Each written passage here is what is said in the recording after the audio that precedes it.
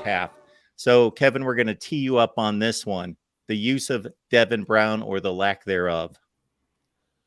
Well, here's the situation. I hate scripted situations.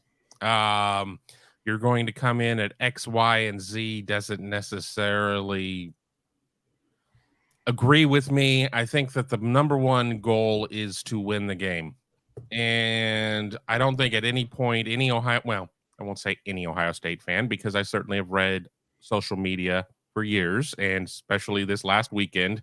But even at 7-3, the game never was in doubt in my mind. Ohio State was going to wake up at least at some point and put a few points on the board. And I'm going to underline the word few, because 23 certainly was not enough, having to settle for 3 field goals.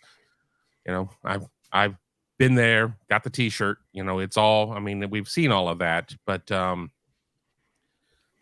I think that we know what the pecking order really is, though. I mean, because you don't want to bring Devin Brown in a situation of where you're backed up inside the 5, or you don't want to necessarily do it coming off of a really bad series and getting in Kyle McCord's head of having a situation of where it's like, well, I just got, I got sent to the bench for this series, and I know I was told ahead of time that it was going to be Devin's series, but I really would like to redeem myself after a bad series.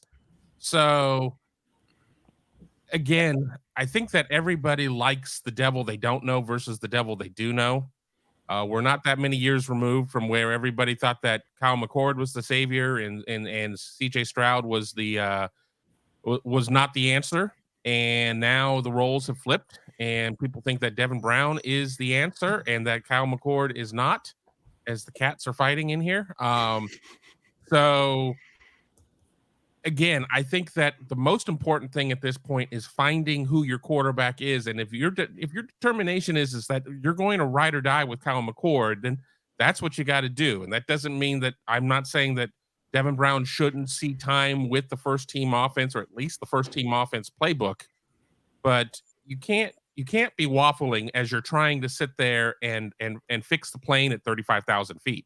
You've got to ride with the equipment that you've got. You're not going to be able to sit there and make, wholesale changes at that point. So that's kind of where I'm at.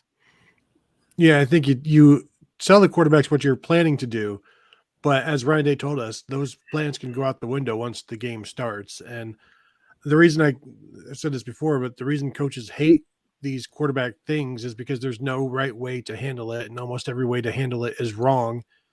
And we always see where coaches like, yeah, we want to get the second guy in on the third drive. I don't know why it's the third drive, or, I don't know why that has been the target, and that was the target for Devin Brown, but Kyle McCord and the offense going 3 and out on the second drive, you want to build some rhythm, so they keep him in there. And then in the third quarter, when they had some rhythm, you have to keep him in there because there's rhythm. So what the best time to pull him, I guess, would be a touchdown drive with a second drive, and then you go ahead and bring in Devin Brown on a high sort of thing. But you can't, it didn't happen. And so then you try to work around it and you try to keep your quarterbacks updated. But as Kyle McCord said after the game, like when he was asked, did you know, like, how did you prepare to come out of the game? He's like, you just prepare to go back in every single time until they tell you, you're going to sit on the sideline for this one. And so there's no great way of doing this. The only right way to do it is to get a win out of it, honestly, and then move on. Yeah, I had no issue with how they handled it. I think that, again, as I said in my opening statement, that this was a competitive game. It was 7-3 right before halftime. And so do you, by jockeying quarterbacks, run the risk of making a mistake that leads to Indiana taking the lead and ultimately upsetting you? And that's what Clemson found out. They could not grab control of that game against Duke. They fought and tried, but kept turning it over in the red zone. And Duke eventually took the lead, and it was an avalanche of momentum, and Clemson never got back in the game. That was the last thing that Ryan Day wanted to see. So he made the decision to stick with Kyle McCord. Now, flipping forward to this week, it sounds like Kyle McCord's going to start the game, but he still hasn't been anointed as the starter, the permanent answer to all their issues and problems.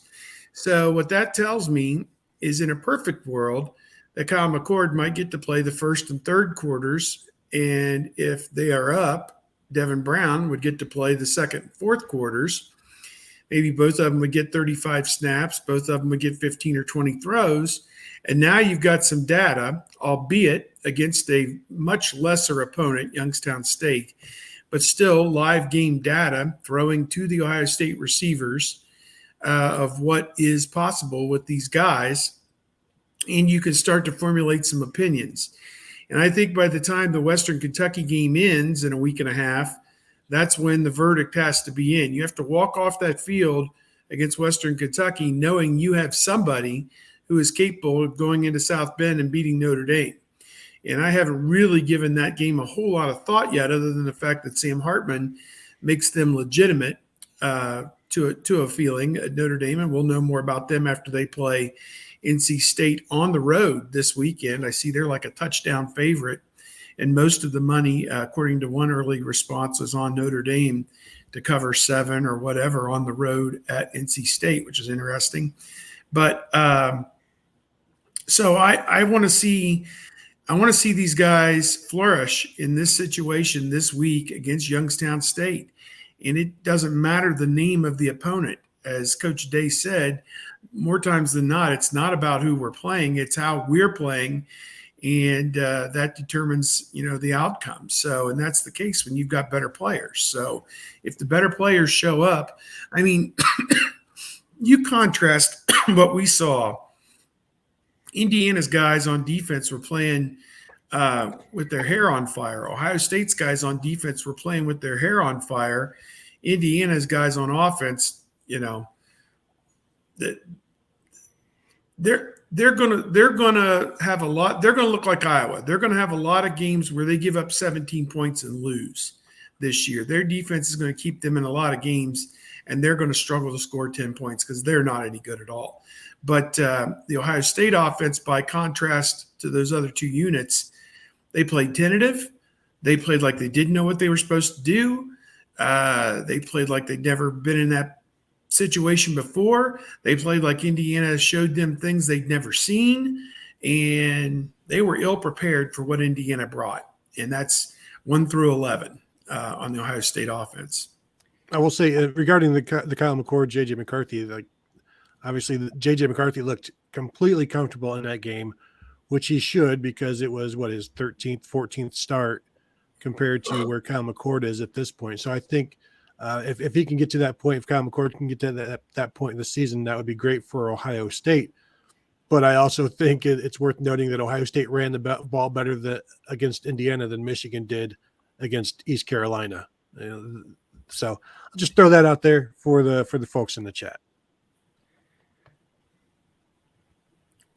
Jordan is going to throw this one out.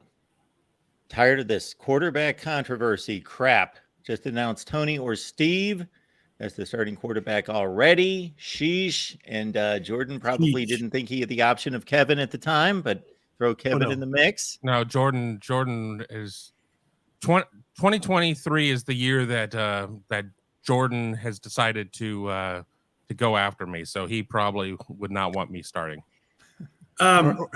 He would. I can speak for myself. I'm nothing short of an interception machine. So you don't want me under center or behind center. So I did throw an interception in intramurals, brother.